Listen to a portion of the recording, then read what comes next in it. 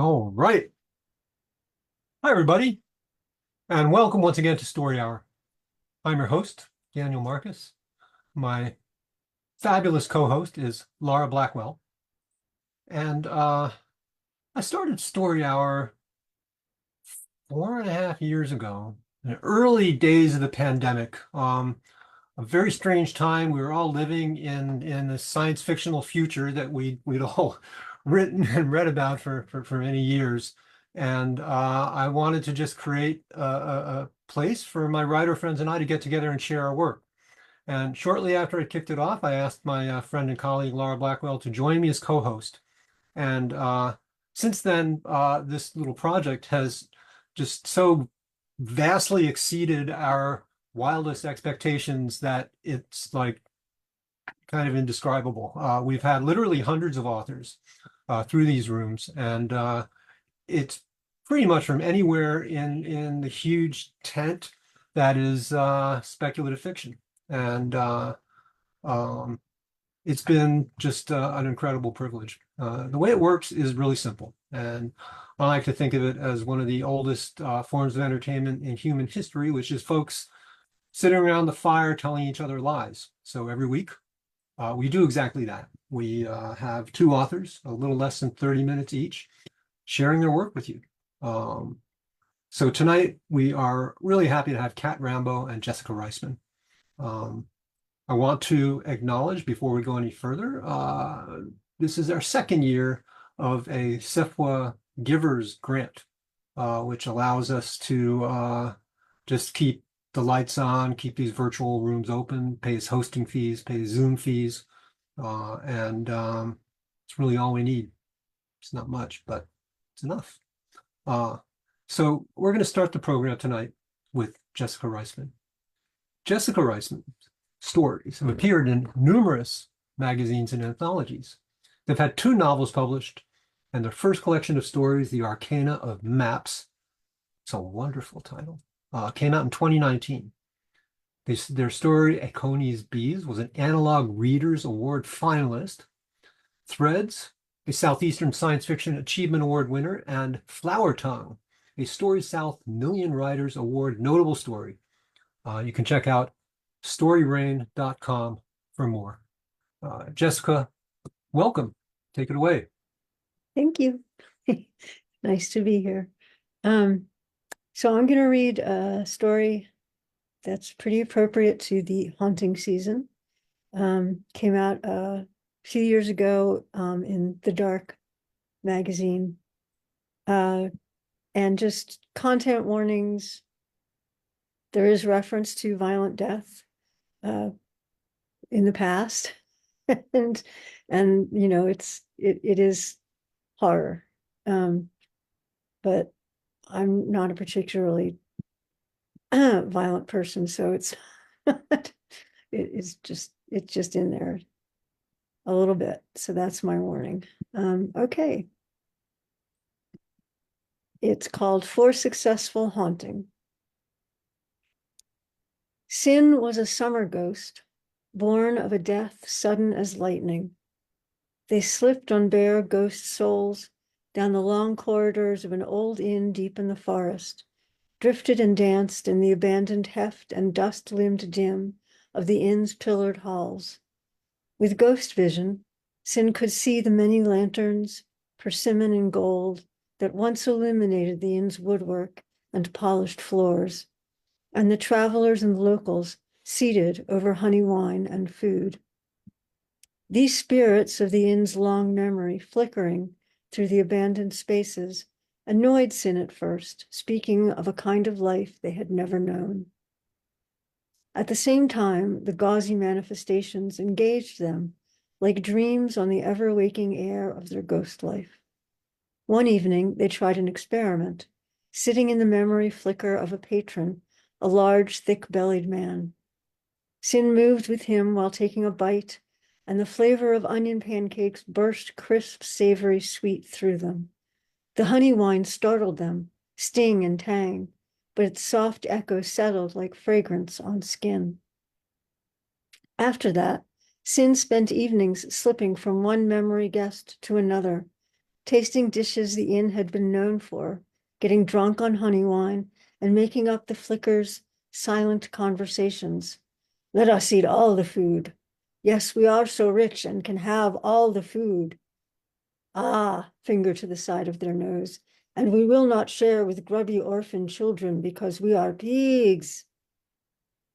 When the inn's remembering faded each evening, night came large and rustling in the woods around it. In the darkness, the memory of lanterns lingered, the inn wearing festive shimmer. One night, some uncounted run of mornings, noons, and nights into Sin's ghost life, as summer passed into autumn, a cat squeezed into the inn through a crack in the walls, wild-eyed and rattled. Sin heard barking and snuffling on the other side of the wall and drifted through to see 3 dogs, large and excited. They saw Sin, bayed and barked, then ran off. Back inside, the cat heaved breath, eyes wide and round under one of the tables.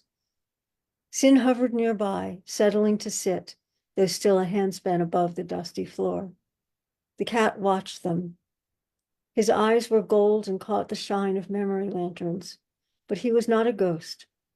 Sin could feel his warm, wild solidity, the rank odor of dirty dog-slobbered fur going through them as strongly as the smell of a roasted potato from a street cart had when they were alive. Eventually, the cat began to clean himself. The sound of rough tongue rasped over disheveled fur, slipping into the night. Sin sat, hovering. The cat washed his fur clean of dog and fear, and the night ticked over until the cat curled up to sleep, Sin keeping watch. When dreams twitched the cat's gray paws and made his whiskers tremble, running from dogs in the endless of his inner landscape, Sin drifted closer and lowered one hand to, then through tongue-washed fur, into heat and intent, hunger and fascination with the tiny motions of the world. You're safe here, they said, incanting it so with all their ghostly will. In the early, still dark morning, the cat stretched with thorough languor and slinked off to investigate all the corners and corridors of the inn. There were voles to eat, grasses in the inner courtyard to chew, water in the broken cistern where birds came down to drink. Sin drifted after, and when, as the day crept on and sun furled into dust-soft air, the cat curled up on the rocks of the broken cistern, Sin stayed in the courtyard, twirling and singing, following memory guests passing through or sitting with them in the open doors of their rooms. The season turned. Rains poured through the courtyard. Leaves in shades of flame and plum fell from trees and patterned the broken stones, leaving shadows behind when winds blew them dervish. Sin called the cat Hui, and Hui followed them as much as they followed him. Hui played with the trailing tatters of Sin's ghostly clothes, rolled in the sun for them to stroke his fur, and butted his triangle head into their hand, seeming to like it when Sin's touch sank through him and they mingled selves. When the first frost etched the inner courtyard's rocks and grasses and one twisty tree in tiny ice crystals, a gang of men came and forced the tall, broken doors of the inn. They set up camp in the main hall. The men's rough, incarnate presence interrupted the inn's remembering and left the evening empty of spirit patrons and lanterns. Sin hovered among the men unseen. Hui hid. When, that first night, one of the men hit another and the others laughed, Sin sank close enough to hover a hand through the man's head, shuddered and recoiled at the sense of straining filthy water through teeth Sin no longer had. The man shook his head, blank and twitchy for a moment, then dug a finger in one ear to scratch, so vigorously he seemed to be trying to scratch inside his head. Sin considered. Deep into the night, while the men snored and muttered in sleep, they hovered, ghostly legs crossed, watching. As night turned toward morning, the embers of the fire the men had broken furniture to make cracked and hissed as gray light slipped around the edges of things. Sin drifted up, away, and went to look for Hui. Sin began by passing a hand through each of the men, rummaging in the thick, meaty insides of them to glean a fear here, a longing there. Most reacted as the first man had, with a twitch and attempts to scratch the inside of their skulls. One sneezed violently, and another got angry and hit the man closest to him. As the men bickered and abused one another, Sin stretched ghost muscles, tying the men's fears and guilts into spectral swags and draping them through the air. The men walked through them, oblivious. When the men cooked food over the fire, Sin sent grimacing caricatures of the men's own faces up in the smoke. Only one of them noticed. When he pointed it out, the others laughed and made fun of him. But several of the men had glimpsed Hui when the cat stalked the courtyard and drank at the cistern, and the thoughts that passed through them then set Sin's determination. That night, Sin crafted nightmares from dreams and waking terrors to walk the dark in, one for each, so that sleeping or waking, horrors cozened them all. The things Sin found in the men's minds might have softened them toward one and another of them, but Sin knew such men from their life, had learned to stay away from them until they hadn't. So Sin took an inchoate dream of buckets down a well and made buckets with multiple screaming mouths and a well filled with gaunt reaching hands. They stitched dark water, blood, and sweat into moaning veils and distortions of the air, kneaded visions of dumplings into pale monsters with pillowy bellies and streaming eyes. They blew ghost breath into the darkest lurking thoughts, into the ragged lace of despair, guilt, and terror.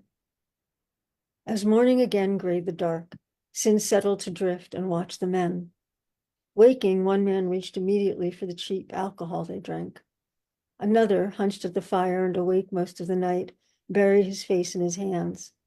Two of the men started a fight. The others, angry and fearful, sniped or brooded, violence simmering in more than one of them. But they did not leave. Outside, the first snow whited the forest and land around the inn. Ice froze the courtyard cistern.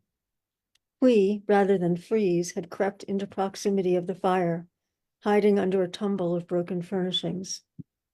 Winter loomed a more certain threat than Sin's conjurings. Sin hovered cross-legged above the fire as the men drank, sniped, scratched, snorted, and spit.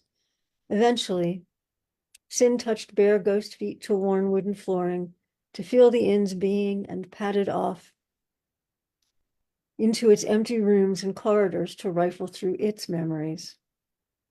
2 days later, as the winter sun sank red into frost haze, Sin assembled the memories they'd mined from the inn's long life. Murders, suicides, rapes, and bad dreams left behind like maggot-blown wounds, fed their own will into each to make them visible, and strung them into a pageant. This parade, they led down the corridors and into the main room, now smoky and fetid with the men's habitation. Disorder and wailing, shrieking and cursing. But one of the men, leaning against a pillar, chin wet from the wine he was drinking, pointed at another of the men whose ragged pants were wet with his own urine, and laughed. The frightened man punched the laugher, who yelled and punched back. In several confusing moments, a fight sprawled through the room, gathering at other men as it tumbled into a free-for-all. Sin's ghastly procession drowned in the heave and roar of fists and yelling. In the confusing press of fists and feet hitting flesh, spit flying, angry distorted faces, the smell of many bodies too close, of sweat and blood, something cracked open within Sin, the memory of their death. Contracting to a smallness, a burr, Sin hid with Hui, nestling into the cat's fur. Woken, memory floated around them in shards. Men's faces, distorted with ugly teasing and jeering.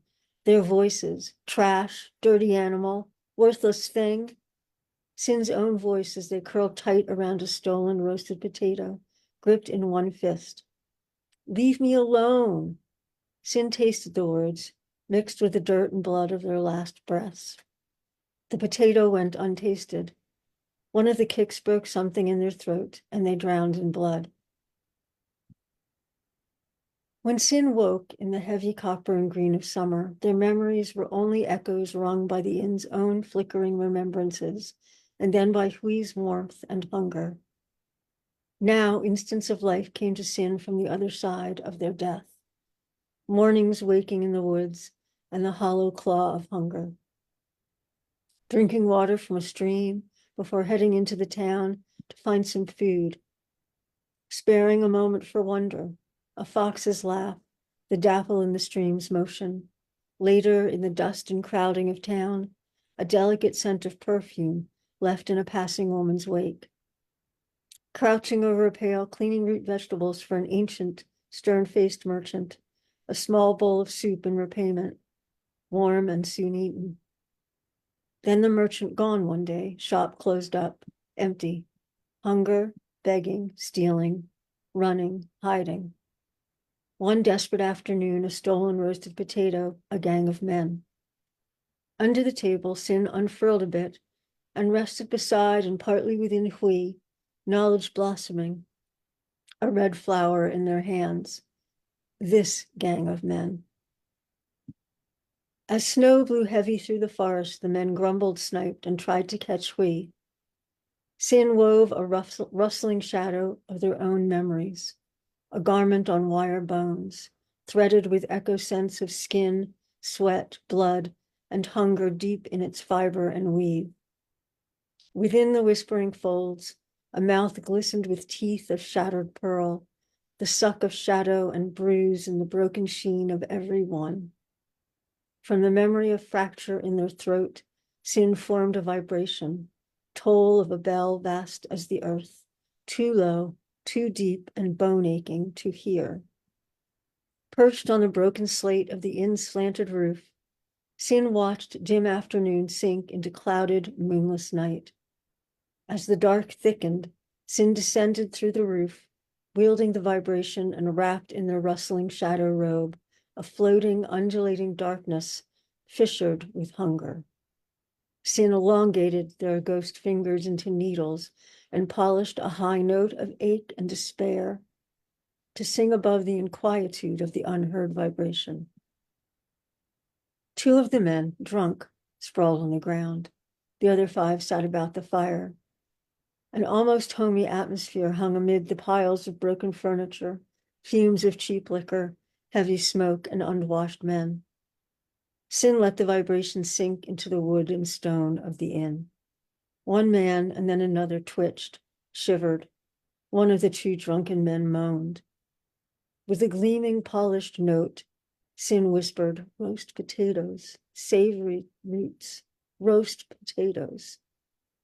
Belling the robe of shadow and jagged pearl-toothed maw, Sin moved in a slow, rising and falling curvet, sliding needled fingers into jaws, filling the men's mouths with blood, saliva, and the copper-sharp spit of Sin's own death. Leave, vibration and gleaming note together, sonorous and shrill. Leave.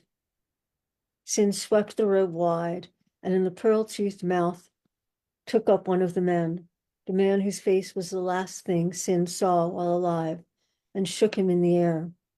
Blood spattered down on the other men. Leave! The mouth tossed aside its prey, and that one, clutching at his chest, fled screaming. Aye! The rest followed, running and stumbling from the inn. Fading through the walls in a final royal of dark thunder, Sin watched the men run until only footsteps remained in the snow.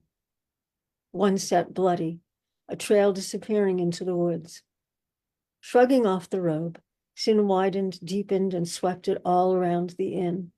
The mouth, with its glints of haunted pearl teeth, made a darkness deeper than the night, one that would not fade with morning. They shed the finger needles and set them like swords in the earth. Barrier, ward, warning.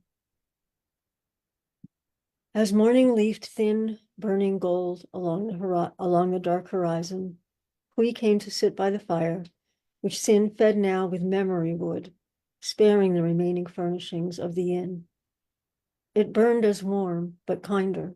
Scent and translucent color rose into the air instead of smoke, sparks floating like lightning bugs, the embers drowsing eyes. One memory flicker returned, and then another, lanterns lit, and patrons gossiping over honey wine. We and Sin leaning one against the other. The end. Thank you for listening. Wow. What a beautiful story. Thank you so much. Thank you. Jessica Reisman, folks, for Successful Haunting. It's our custom here at Story Hour to just pause between authors, take a moment, take a breath, just pause. So we're going to do that.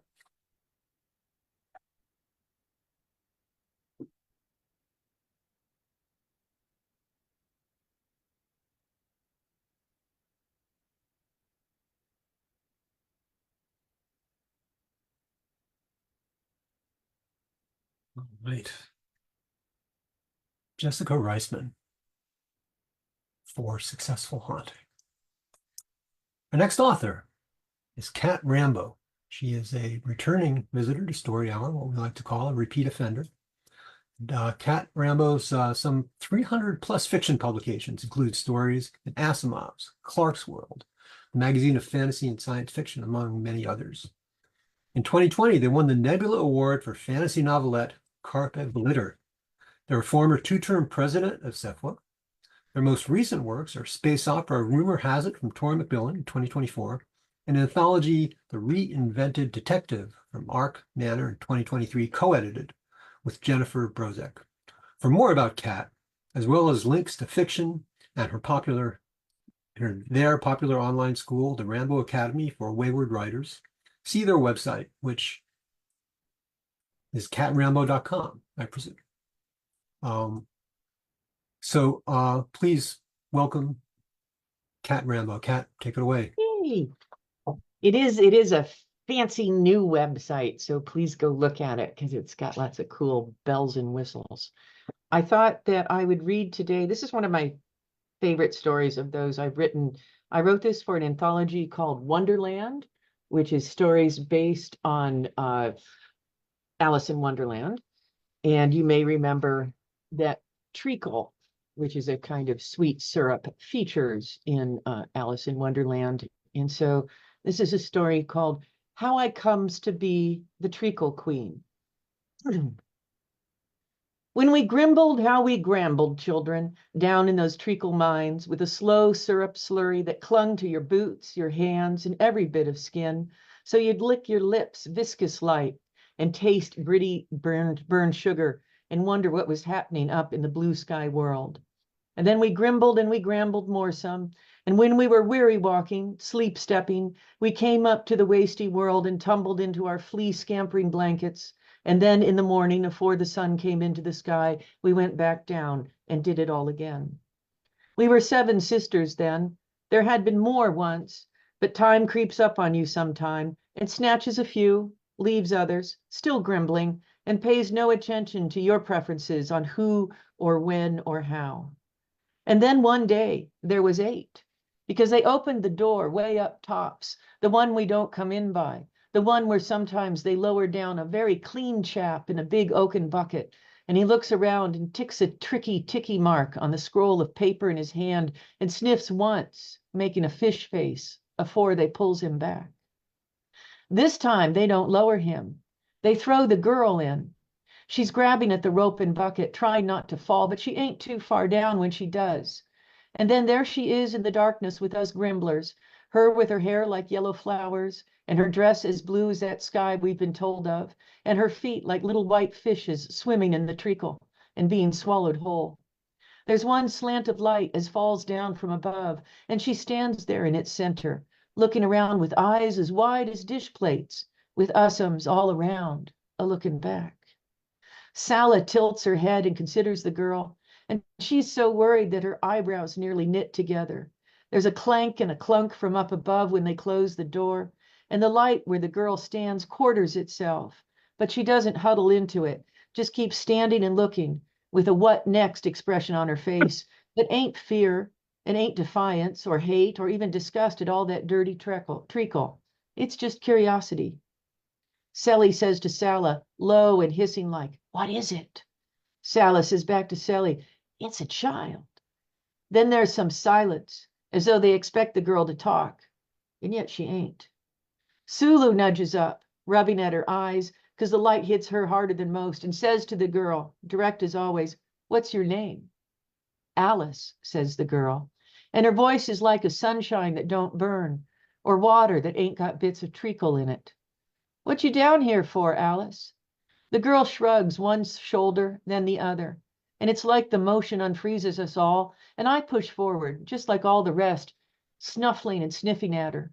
She don't flinch away, stands there all patient-like, and we get our fill of smelling, which is nicer than most, because she smells like green grass and florist shadows. Not that I had smelled those in years back then. And finally she says, "Take me to where the nearest digging is." None of us ask questions. Solo and Sulu take her hands in their sticky ones and guide her through the darkness to where we've been tunneling the most recent. Out in the widesome world, there are birds and butterflies and bees. But down in the treacle mine, there are no little friendly things, except the nibble mice that live by licking the places where the lamp oil kegs have rested. But as we went deeper and deeper, I see the mice following us, eyes all aglimmersome, and then other little things, like glass bottles walking on spindly legs, and a winking lamp that smiles at me, but only when I ain't looking directly at it, and other creatures crossed between imps and insects, their whiskers all a-bristle. They creeps after us in the dark, and if the others sees them, they don't say nothing, so I keeps my mouth shut and go along. 14 shafts down was the nearest digging, and no one had never dug deeper than that. But Sulu said she was following the smell of treacle, and we'd broken down into there only the day before, a natural cavern, and the veins of treacle rolling along its side and feeding a sticky river that vanished down, down, downest into the heart of the earth. There was a candle Sulu had set there, and I knew she'd been reading again, or pretending to at any rate, given that they's no libraries, not down in the mines where we live all our work some days. But she likes to sit there and imagine turning the pages. I gives her a look now, and she hisses at me, "This is the best place for it I ever's found," then breaks off at a look from Sala. It was a good new vein of treacle, and you could see it starting to ooze out of the stone, the way it does, even though new treacle's nearly solid, thick as clotted blood or drying clay. Well, you could smell it better than you could see it. That sweet and sour and earthy, all wrapped up together in one smell that fills your head and don't leave room for nothing else. Alice is quiet for a bit. She digs around in a pocket and pulls out a little glass jar and pours it onto the floor of the mine. As it pours, halfway to the floor, it turns to silver light, but one that don't hurt my eyes or anyone else's, even Sulu's. And it spreads out like spider webs all over the floor and then the walls. We can all see the heart of the treacle vein in this end, a big black spot that gleams in the silvery light. All the creatures that have followed us down be lurking in the shadows, watching and wiggling. The girl walks over to it and sticks her hand in before anyone can say anything about treacle worms and the way they bite. Maybe she's lucky, because she pulls out her hand again unbittened and unchanged, other than being covered in a thin layer of treacle, and held between thumb and forefinger now, she's got a key. As we watch, and this is startlesome, because some of my sisters do love to grumble and grimble, even when everyone else is being quiet like. That silvery light burns away all the sticky treacle on it, or makes it vanish at any rate, because what's left behind is no residue, just a silver shiny key with 2 words written on its face in big plain letters, so plain even I can read them, saying, "Use me." I looks at Sala and Sally, and they looks back at me as though they expect me, by virtue of being oldest, to be doing something about all this strangeness getting in the way of the day's normal treacle production. I says then, speaking for the first time, use me on what? Alice turns and looks at me. She says, have you never come across a lock down here? We all shakes our heads, one after the other, the proper way, like our mother taught us. Alice frowns and looks around.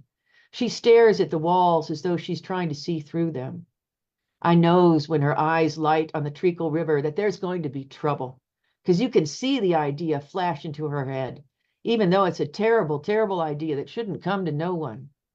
She jumps in.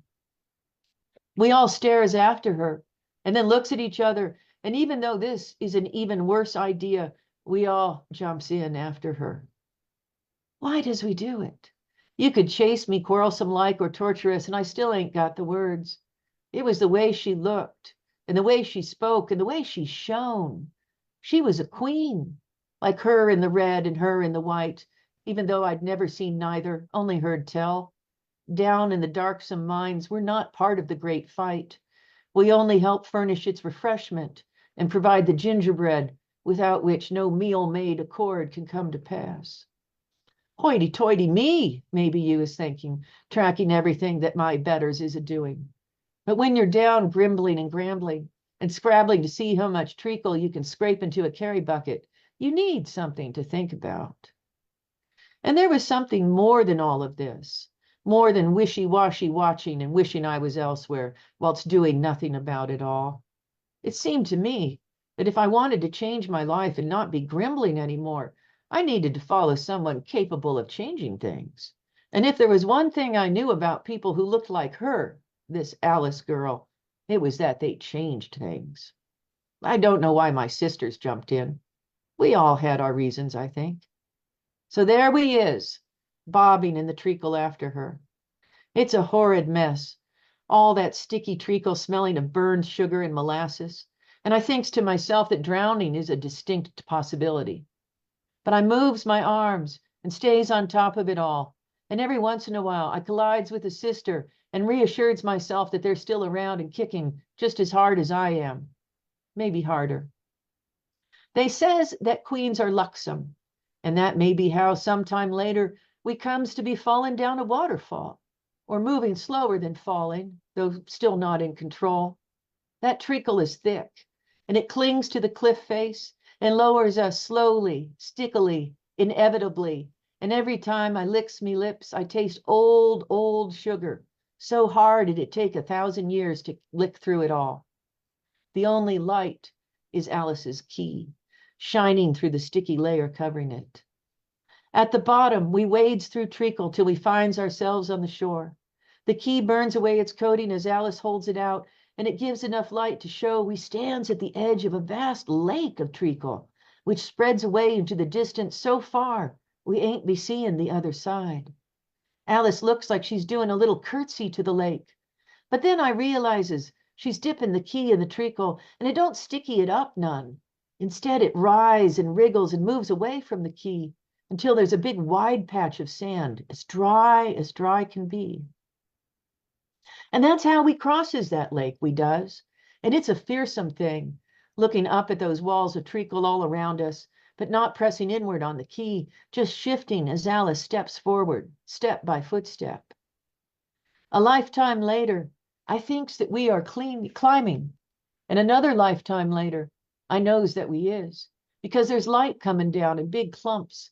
And as we come up farther, I see it's snow, big fluffy clots and blots of it. And we come out into the light, and everything is like it's never been before. We's standing on a hillside, and there's a door in front of us, standing all by its lonesome in the snow, which stretches out all around us. It's cold, but not too cold just yet. The only tracks is ours. What's this the door to? Sala pipes up. It leads us further into the story, Alice says, and she turns the knob and swings the door open. There ain't any snow inside, just green, green grass, and I see we're at the center of Wonderland and not at its edges in the treacle mines no more. The air inside is warm, and I can feel the treacle falling away from me in a most untreacle-like manner. And here we are, having won through, Alice announces. I squints at her with one eye and then the other. She notices me and says, "What?" "Pardon me," I says. And I don't add "my lady" the way I might have, because certain ideas and notions is coming to me. "But ain't you supposed to, defeat something?" She shakes her head and looks at me in a way that is both patient some and grating. She says, "The hero's journey can be about overcoming internal obstacles too.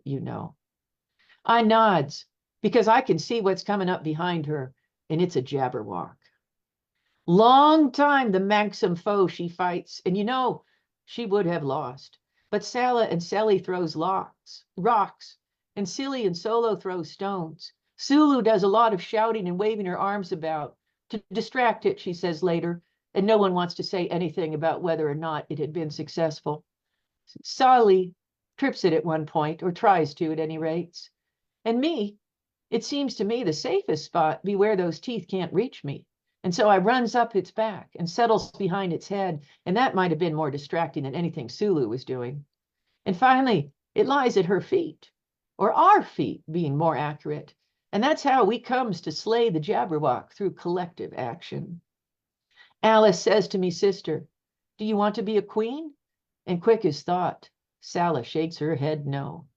So she asks Sally and Silly and Solo and Sulu down to Siley, and then she's to me, and instead of shaking my head, I nods, but says, quick as a nibble mouse's nips, "But I has terms and conditions." "I would expect no less," Alice says grandly. "But first, though, will you replace the Red Queen or the White? I'll take whoever is left." "That's the first of it," I says. "We be holding the means of production in trust for the workers, rather than contributing to an outdated system of monarchy." That makes her blink. And she says, "And so?" She beckons with her hand, and a little notebook creeps up on wavering legs. And then a pen creature jumps it and knocks it over and starts writing in it, while the notebook keeps kicking, trying to stand back upright. "And so, if I'm the queen of anything, it's Treacle Queen, to remind me and the others of our origins. And that's as far as any naming like that might go," I tells her. You see, I does like her and her style and the way she holds herself and how clean she still seems to be despite all the treacle.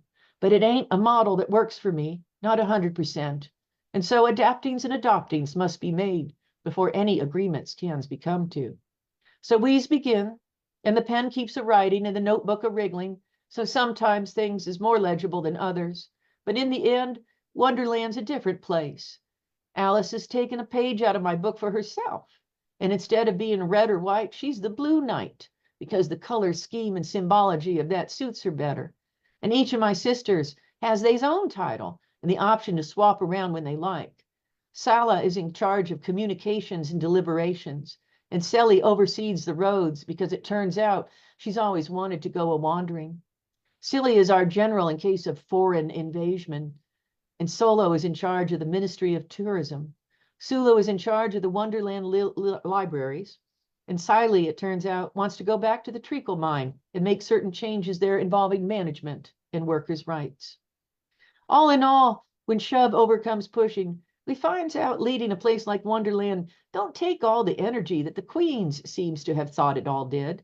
And maybe they was meddling too much and steering things their way. Because it turns out, when everything's sorted, the castle don't need quite so much treacle as it thought, and that frees it up for everyone, upon which occasions there's rejoicing and chantings and general jubilations. Alice and me, we watches from up in the castle that ain't a castle anymore, but been turned into a university, and all the studentlings and word bugs and instructor creatures hang out the windows and watch and cheer, and has ourselves a celebration that be for more than treacle tart for alls that wants it.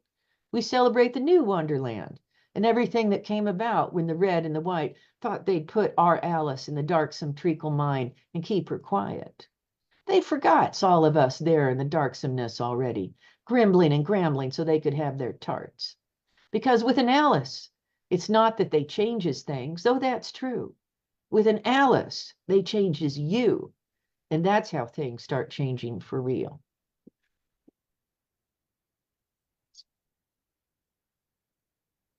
Oh man, thank you, Cat. Thank you. Cat Rambo, everybody. How I Come to Be the Queen of Treacle. Um, we typically don't ask our authors to coordinate with one another every now and then, very, very rarely, sometimes seasonally, we will have kind of a theme night, but it's a very rare thing. Tonight we had two very different stories, but just the sheer language artistry of both of these stories and both of these authors just blew me away tonight. Really wonderful work from you both. Thank you so much, Cat Rambo and Jessica Reisman. I also want to thank my fabulous co-host, Laura Blackwell. Once again, SIFWA for providing us with the Givers Grant, and really all of you folks for coming back every week and helping us to create a story hour and keeping the fictive dream alive. Next week, please come back because we have Pauline Barmby and Lauren C. Tafoe. So we will see you then. And until then, so long.